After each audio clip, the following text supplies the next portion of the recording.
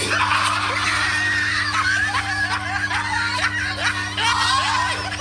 yan? May saging ka? May saging ko? Hotdog, ganyan. Alam sa totoo ba kumakain ng hotdog? Pinakain mo lang, di ko naman tinitira. Hi everyone! Good morning, good afternoon, and good evening sa ating lahat. So, it's Miss Ka-Foodie Mix Channel.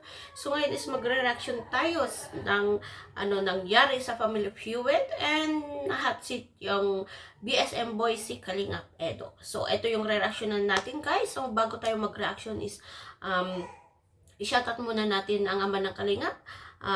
Bal Santos Watubang, ang ina ng Kalingap, at Edna Vlog, Kalingap Rob, and Kalingap Edo. Please subscribe their own channel and manood po tayo ng mga uploaded videos nila para po makatulong tayo sa mga beneficiaries ng Team Kalingap. And isali na rin po ninyo ang aking channel para makatulong po tayo sa landing pad and mga beneficiaries din ng Team Kalingap guys. So, ayan guys. So, at mag-start na po tayo at may kinuha po akong video clip sa birthday ni Carla na nangyari sa Family Feud, and then yung video clip ni Kalingap Gilbert. So, pa-subscribe yung guys,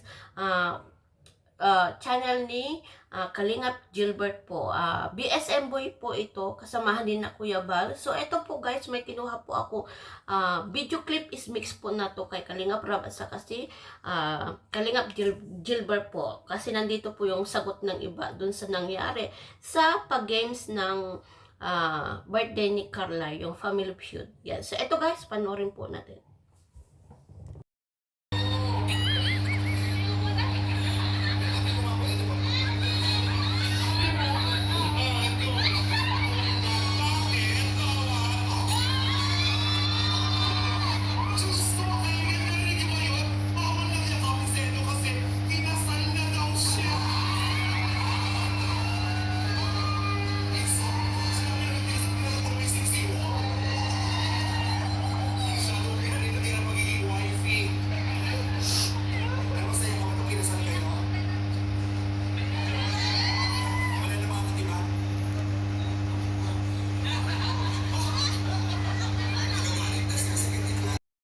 So, ayan guys, so napanood natin yung video clip na kinuha ko sa birthday ni Carla. So, ayun nga, yung si Sir Alvin is ginojoke niya. The best talaga si Sir Alvin na mag-MC talaga, mag-host. Yan, magaling talaga mag-host si Sir Alvin. So, kudos talaga tayo dyan. So, paborito ng Team Kalingap yan, si Sir Alvin. So, ayan, so, bago mag-umpisa ng pag-games is, may, pa muna, may konting, pa, yan. So, yun nga, niloko niya si Kalingap Edo na payakap. Gusto niyang yayakapin. Is jokes lang yun, guys. Para naman may katuwaan sa vlog o sa, pag-games bago mag-start. So, yan. So, yan nga, is, ginok niya si Kalingap Edo na payakap. Pero, sabi ni Kalingap Edo is, bawal daw kasi nga is, kasal na. Pinakita yung sing-sing. Bawal kasi kinasal na daw siya. Kaya pinakita niya yung sing-sing niya guys. So, at yun. At pinuntahan din ni ni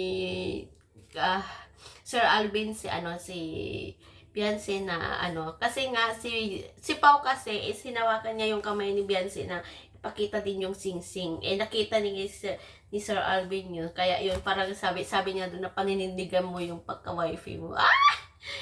Pero guys nakakatuwa talaga, nakakakilig naman. Kasi at that time kasi guys is tapos na yung yung part 63 din ng EDSA na ikinasa. Yung yung outfit nila is yung kasal, yung wedding gown. So yun, parang grabe guys, parang prenup yung nangyari kasi doon. Kaya yun, so yun, niloloko nila na yung kinasal nga yan. So ayan guys, so panoorin natin yung kasi ito is na hot seat ng BSM boy. May nasabi si Kalingap Edo about dyan. Yan. So ito po, panoorin po natin. Kinuha ko kay Kalingap Gilbert po ito. Pinipicture na ba pagkatapos ng kasal?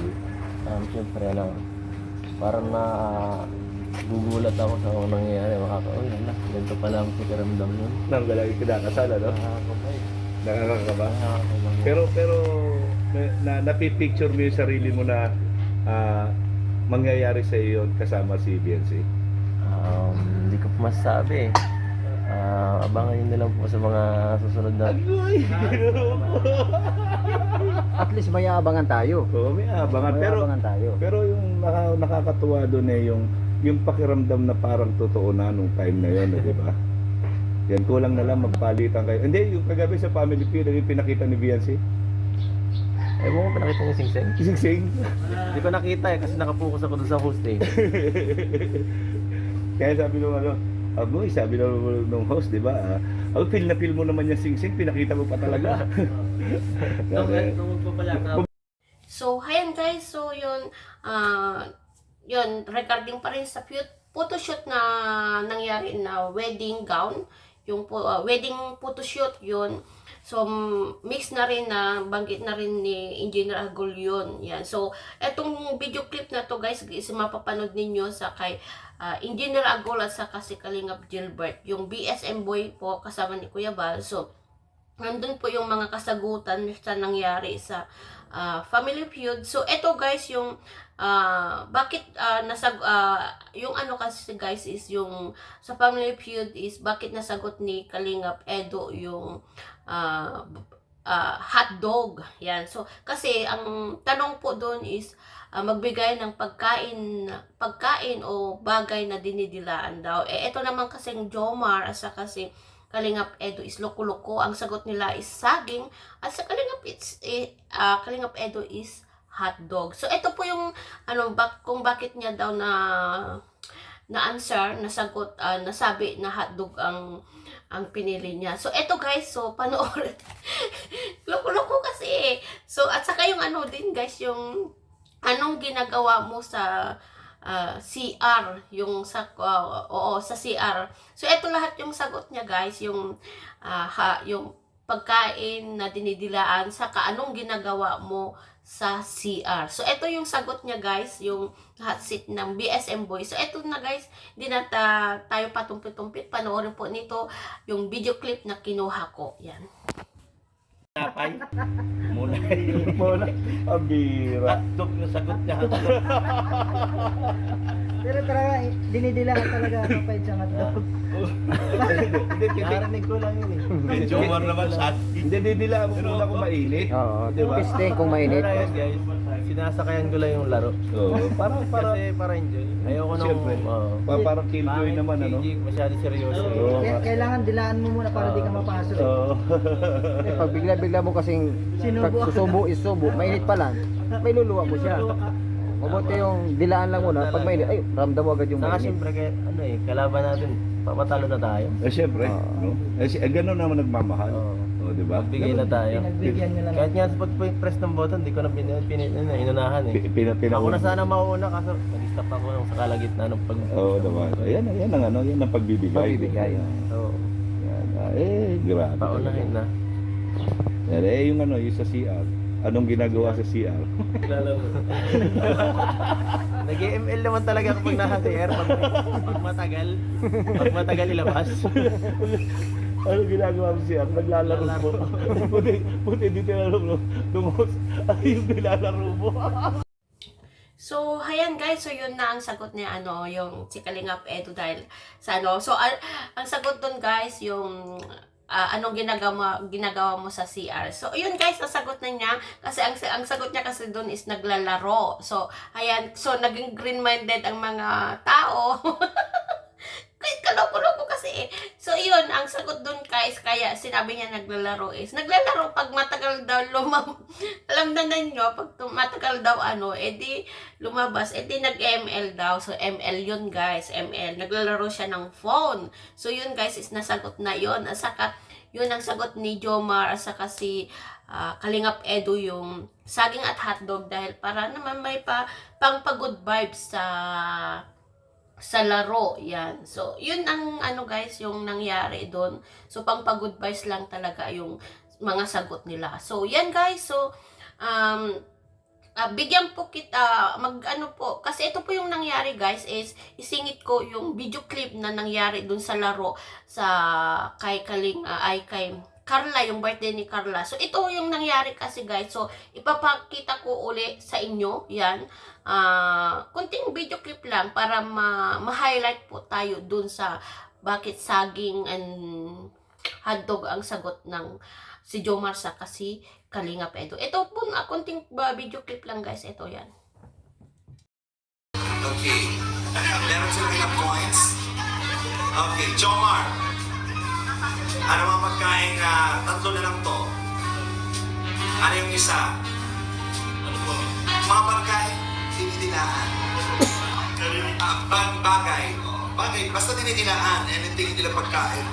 Lawak pala nito. Narinig ko po saging. Saging.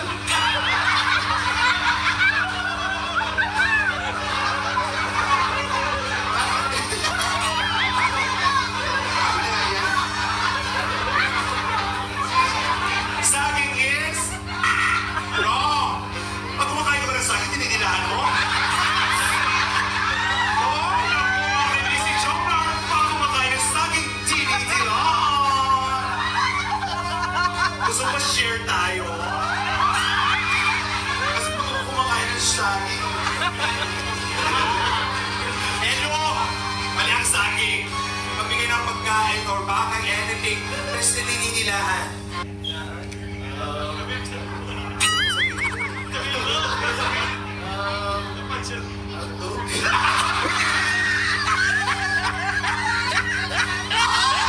Ano ko yan? May saging ka? Mali yung saging. Ito naman hotdog, tinidilaan. Alam mo sa totoo, pag kumakain ng hotdog, pinakain mo lang, di ko naman tinidilaan. Tinidilaan mo ba ang hotdog? O bakit sinagot mo? Ako kasi pag nakain ng hotdog, nabibilang ko ka. Hotdog is mali! Hotdog na saging. So, ayan guys, yung napanood natin na video clip na highlight talaga yung palaro sa Family Feud sa birthday ni Carla. So, ayan guys, so I hope na nagustuhan nyo itong reaction video ko ngayon guys. So, sana hindi kayo magsawa na supportahan ng aking reaction video, ang aking YouTube channel. Yan, so salamat sa lahat at tiwala ninyo sa akin, and God bless to us, and huwag nyo pong kalimutan i-like and subscribe and share sa ang aking mga uploaded videos guys. Yan, so hanggang dito na lang guys, see you, bye bye.